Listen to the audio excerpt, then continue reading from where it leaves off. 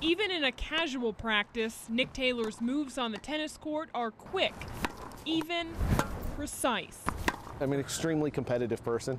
I mean, I always say I can turn eating mashed potatoes into a competition. His drive to compete in something, didn't matter what, brought him to the court in the first place. I've been in a power chair basically my entire life, so no contact sports were going to work. Track would be kind of stupid, driving a power wheelchair around in circles. That wouldn't really make much sense. So it came down to either tennis or golf. And to this day, he doesn't know what it is that hooked him. It could be as simple as he's good at it. Every day I'm around Nick, it fires me up, and who wouldn't want that in a college Division I program? As an assistant coach for Wichita State's men's tennis team, Taylor stays on the sidelines, but if there's one thing to know about him, he doesn't stay there long. He's kind of like the Federer as far as he's expected to win his doubles. And just like Federer, he was at the U.S. Open this week. And even Venus Williams wanted to see him play. Just the average fan sees Venus Williams going to watch a match, they're going to think, well, man, if she's going to go watch that, maybe I should go watch that. So, a lot more people started coming in and watching the match and stuff like that. So, that was great. And Taylor won his 4th Grand Slam doubles championship. There's just so much respect for Nick and what he accomplishes. Whether it's his next serve, his next match, or next big win. Putting together a 300-ton stage is no easy task. Neither is feeding the 300 people it takes to construct it. We have delivered to them so far about 400 pounds of beef and sirloin and brisket they wanted, and about 100 pounds of salmon.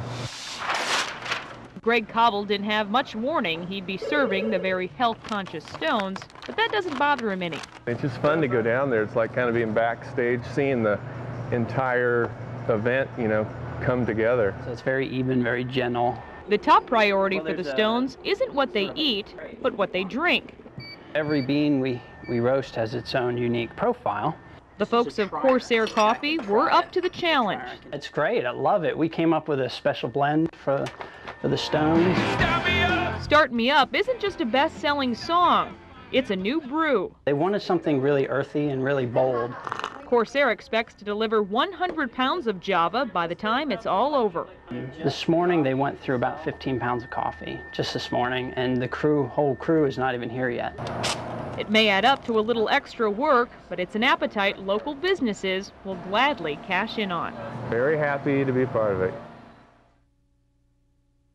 What color's this one? Red. Red. Erica Ferguson knows being a single mom is no child's play. Uh-oh. So when she heard about a charity program called In His Shadow, she was intrigued. Kind of seems like too good to be true. The program pays all expenses if the woman agrees to go to college in a healthcare-related field. Participants must get good grades and not work outside the home so they can focus on school and raising their kids. The goal, to give single mothers a future.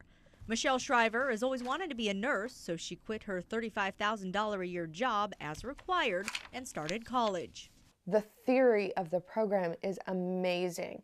By the end of last year, 30 women in Kansas and Oklahoma had signed up for the program. All had quit their jobs by January 1st and enrolled in college. But as their bills started piling up, so did the questions. The biggest one, where was the money? When the funding questions started appearing, we were concerned that perhaps, is this a scam? Or are they being lied to? About half of the women are currently enrolled at Newman University. School officials also wonder whether In His Shadow is legitimate. When we stepped in to communicate on behalf of our students, there is someone on the other end of the phone. There are emails back and forth. That someone is Dallas businessman Jeff Keene. He and his father started In His Shadow last year. He says a wealthy benefactor agreed to fund the program because they like the mission. This particular group, I don't want to say they're anti-welfare, but they really are trying to help get people out of the welfare system, and that is one of the reasons that they loved what we were trying to do. Keene says the benefactor is not from here in Dallas, but rather it's an investment group out of the New York, New Jersey area. Keene says the group did not want to disclose who they are. All we know is there's a problem getting the money. The women say every week it's a different story. the money is having trouble being transferred from one bank to another. And then it even came to a point where the money was coming from Switzerland and was being held up in Washington, D.C., since it was such a large amount of money. We asked, with these women's lives in limbo, where's the money now? The best explanation that I have received is that the benefactor actually has the funds. It is in a public investment.